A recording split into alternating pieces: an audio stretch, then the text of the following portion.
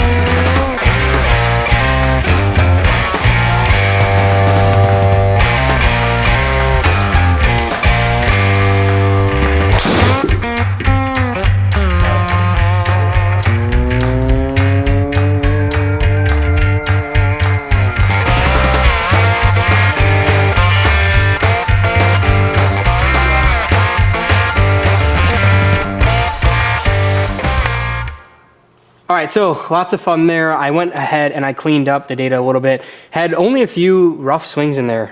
It was really surprising how easy it was to hit the heads. I felt like they timed up really well, and there was a difference in feel between each of the 3 heads just from a size and a head weight standpoint, and how you could feel the center of gravity shifts between each head to help the player that it belonged to.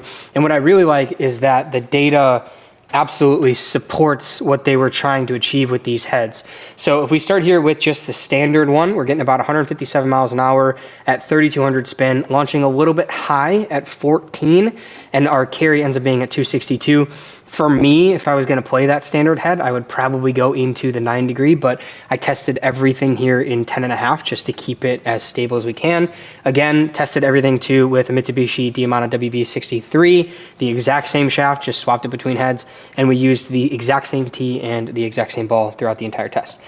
Moving into the Pro, we saw a really good increase in ball speed. Some of that is gonna come from that lower launch, about a degree lower, and we saw that spin come down again. That's the properties of the head. That's how they built the head out to be.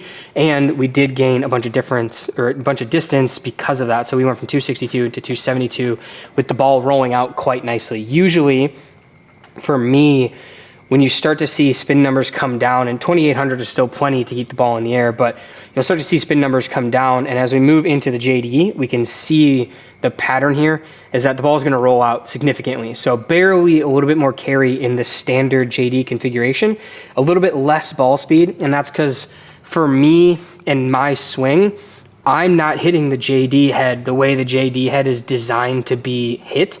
So we did a little bit of an extra test here, which was actually really fun. That's what the JD fades here is at the bottom of the screen.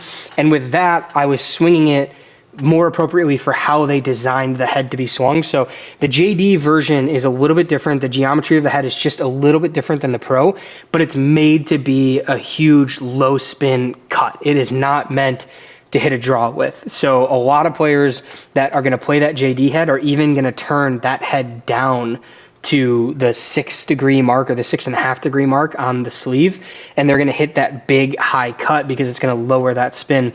You can see here, even with that type of swing, I was still struggling to get the ball over 2,000 spin, which for me puts me in a little bit of a danger zone. But I gotta say, it was really fun to watch the ball go over 300 yards every single time I hit the JD head the way the JD head asks to be hit.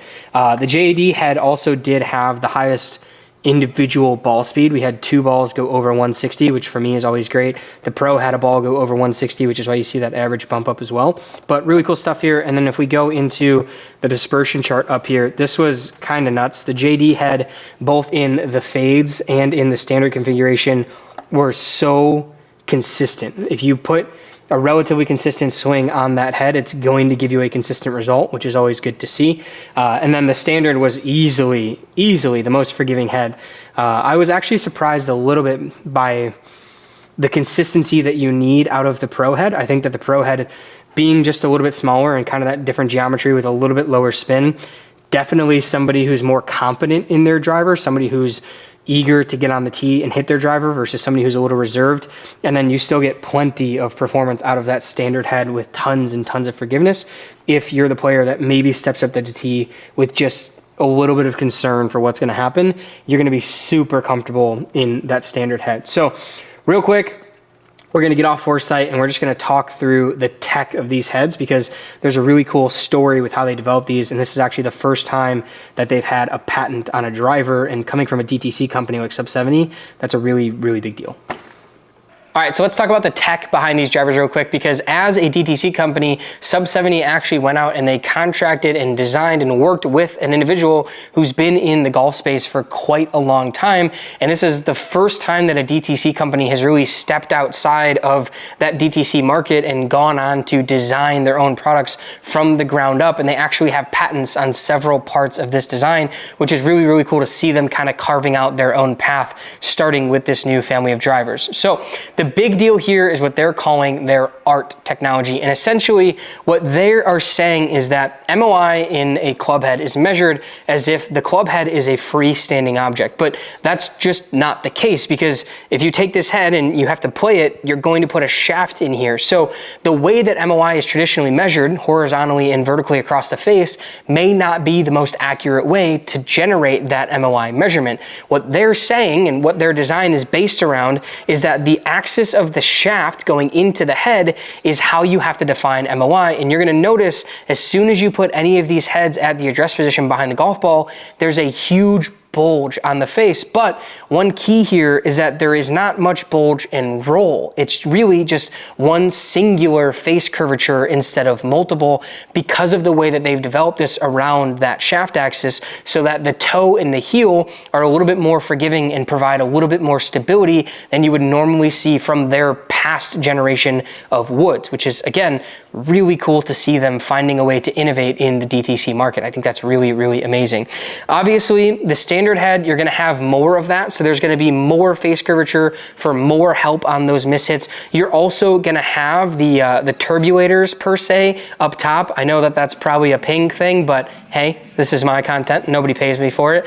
So these up top are going to help it be a little bit more aerodynamic, hopefully provide a little bit more speed and a little bit more stability for that head as it flies through the impact zone, which is really great for the player that just needs as much help as they can get. It's kind of a why not include it versus a why did they include it. As we move into the Pro, everything is streamlined just a little bit, so that size shrinks just a tiny bit, gives you more of a player's look, but you're definitely still going to notice that face curvature and that bulge, because again, that's the entire design principle around this family of drivers. And then finally, with the JD, it's even more of a kind of sleek, kind of streamlined shape. Not many variances between this and the Pro, but it only comes in an 8-degree. And as you guys saw me doing on Foresight, the thing doesn't spin. It's hard to generate spin off of it. It's hard to hit the ball up in the air high with it. This is strictly made for those people that are swinging at incredibly high rates of speed with very, very aggressive swings that can produce enough speed to get the ball in the air properly. You can see from the data that we looked over,